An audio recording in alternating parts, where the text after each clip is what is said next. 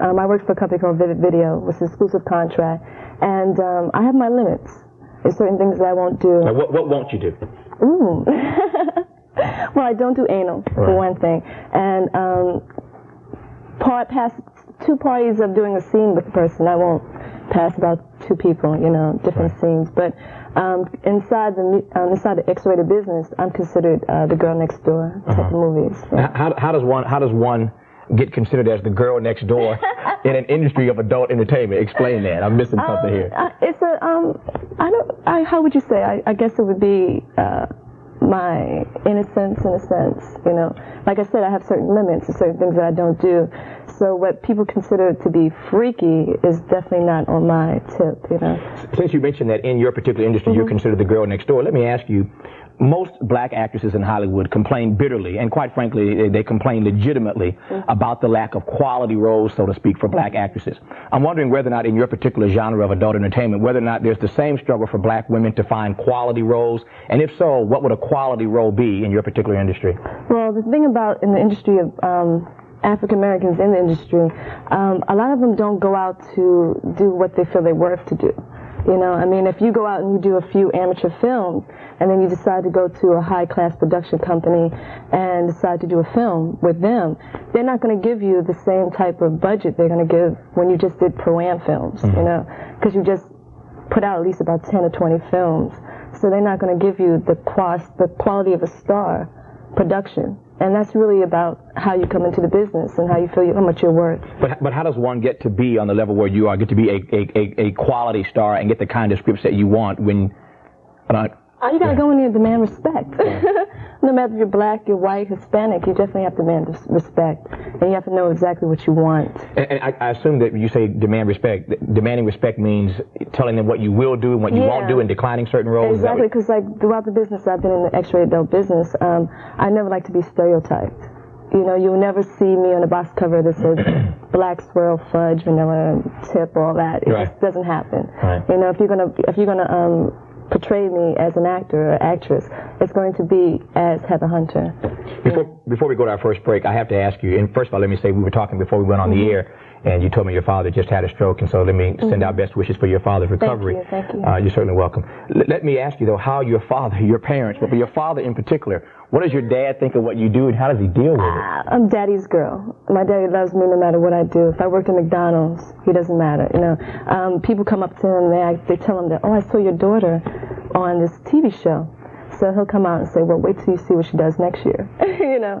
So he really loves me. The support is there. So he's not bothered at all by your business? The support is there. I've been a responsible person all my life.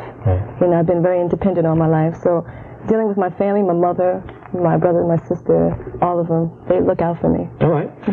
You're watching BET Talk. I am Tavis Smiley. Our phone numbers are 1-888-BET-6302 or 202-832-0321. If you're calling from the D.C. metro area, we're talking to Heather Hunter. We are back with more of our conversation and your phone calls right after this. Don't go away.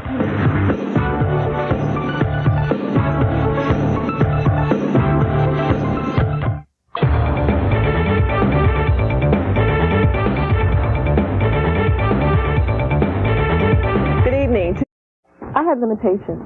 There's certain things that I wouldn't do that I felt that, you know, I feel that you could portray having a sexual act and still be that girl next door, still have that natural grace about it. Now, when we said... Back to BET Talk, I'm Tavis Smiley. You're joined, we are joined, I should say, by Heather Hunter. And you just saw a piece that you may have seen on HBO. That was part of an HBO special, that a show called Real Sex, that Heather was on here recently. Let me ask you before we go to the phone lines, Heather, whether or not this is your ideal career. I asked you before the break what your dad thought of what you did. I cannot imagine that running around as a 7-year-old kid, you were saying, I want to be a porn star when I grow up. Oh, see, that's funny, because like when I'm an artist, I do art, and I've been drawing Playboy bunnies since I was a little kid. I've always been intrigued by erotica, and when I set out to go on my own, I started off dancing. And then the dancing led to Cinefolds, and then the dancing led to Cinefolds to movies.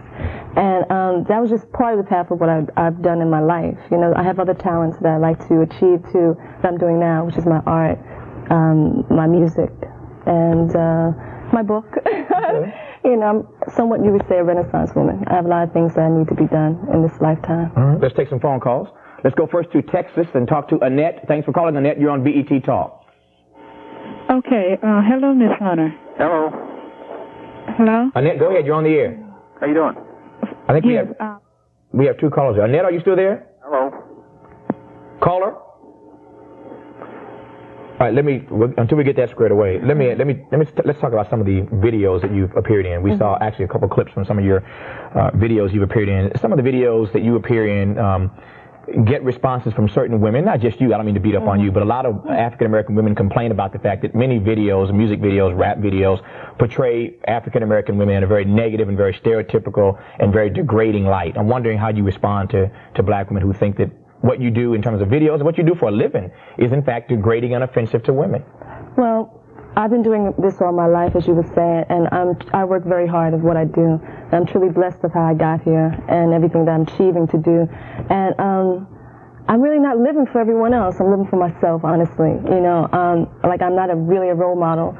I don't choose to be a role model. I believe role models should be taken home in place with the families, you know. But as in degrading, you can't be abused unless you let somebody abuse you. And I'm not being abused at this point. Okay, you say you're not a role model. You have kids? And I don't have any No kids, children. okay. If you had kids, would you let your teenage kids watch some of the rap music videos you've appeared in? Or music videos, period, you've appeared in? No, I'd be honest, I wouldn't.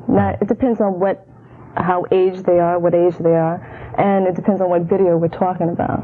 You know, there's a lot of videos out there that I don't believe that should be out on the market, you know.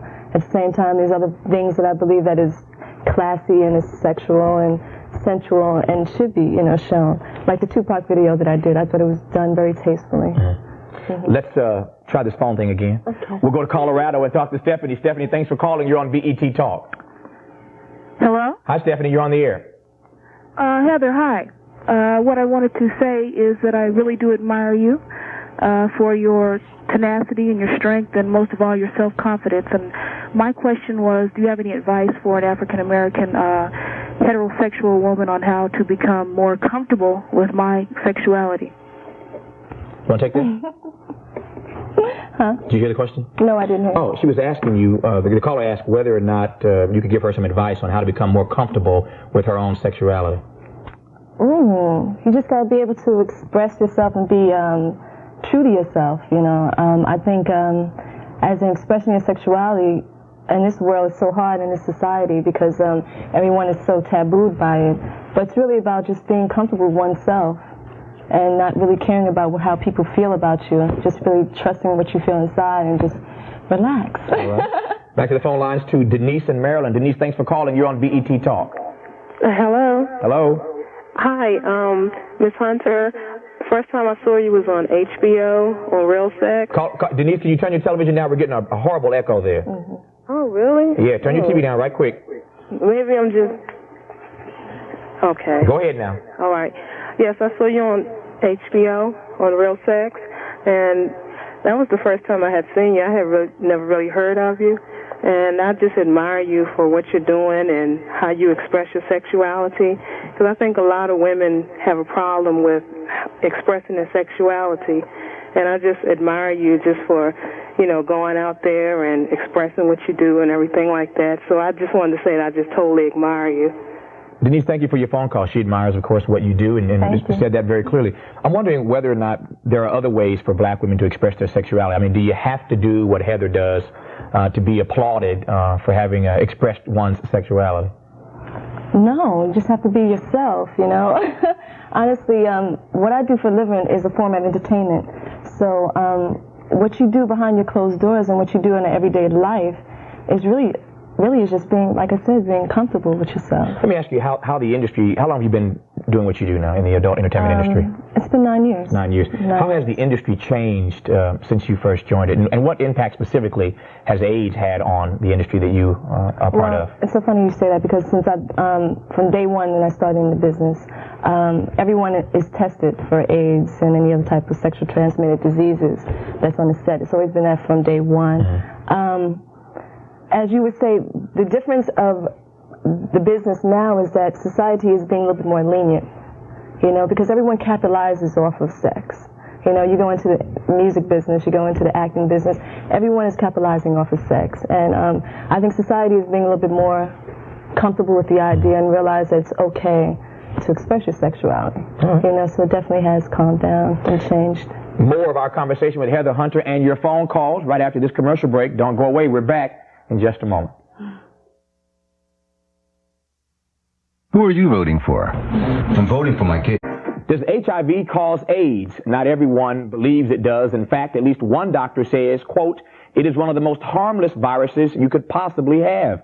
Well, we'll take a look at both sides of this controversial issue on Monday's edition of BET Talk, 11 p.m. Eastern. We hope that you'll be here. For now, though, we are continuing our conversation with adult entertainment star Heather Hunter and taking more of your phone calls. So give us a buzz. Our numbers again, 1-888-BET-6302. Or if you're calling from the D.C. metro area, 202-832-0321. We go now to the phone lines. We'll start now in Maryland with Michelle. Michelle, thanks for calling. You're on BET Talk. Michelle, you there? All right, while we find Michelle, let me ask you another question. Okay. Can you eventually, you think, make the jump to mainstream television and mainstream film? I'm wondering specifically whether or not, because you've now been in the adult entertainment industry for 9 years, whether or not you're ever going to be allowed to actually make the jump to more legitimate mainstream television and film. Well, I've been doing it. You know, I've been taking little quiet steps, you know, but I've definitely conquered that point. I did my first record, which is Island Records. That was a legit company. I've done a few spots on R-rated films. Right now, I have a good thing happening right now. This movie deal that I can't talk about right now. But you can tease it, but you can't talk about it. I can tease it, but hopefully I get the part and it'll work out. Yeah. You know? I'm wondering whether or not it's typical to have been in the business for as long as you have been, for 9 years, and then at this point in your career start to make that move. If you were, for example, white as opposed to an African American, would it have happened sooner for you, or not at all? Or how does that? That's so funny you said that, because it wouldn't. Being an adult entertainment and being an adult star is definitely somewhat of it can definitely keep you branded. No matter if you're black, white, or Hispanic, it doesn't matter. It's just, you have to be determined. You gotta know what you want, and you gotta go for what you want. You gotta work twice as hard, but you gotta be serious. You gotta make sure that people take you serious. Okay. Let's take some more phone calls. John in Maryland, thanks for calling. You're on BET Talk. Yeah, I just wanted to know, how does it feel to discuss your career on TV? It feels like an ultimate orgasm, by the way. I know that good. No, I don't mind expressing myself, you know. It's really good to let people know exactly how I feel and the way I tick, you know. Because people tend to think that I'm different from everyone else, but I'm just like everyone else. John raises an interesting point. Are there questions that you get asked repeatedly? Are there questions that I've asked tonight that bug the heck out of you, that you get tired of being asked, you get tired of being answered, you feel like you're being degraded by the question? I mean, what really turns you off that you get asked all the time? Honestly, if I ever slept with Magic Johnson, that definitely hits me to a strong point. Yeah, and you were asked that so many times. So many Why? times, because a few years ago I got caught up in some scandal, and this is back when he was tested for HIV, and I never slept with Magic Johnson, but it's always... So I won't have to ask you then. Yeah, it's always brought up, you know, so of course I'll go on every TV show and let them know. But I never slept with Magic Johnson. You heard it here. Heather Hunter did not sleep with Urban Magic Johnson. I'm Tavis Smiley. You're watching BET Talk. More of your phone calls for Heather Hunter right after this. Don't go away.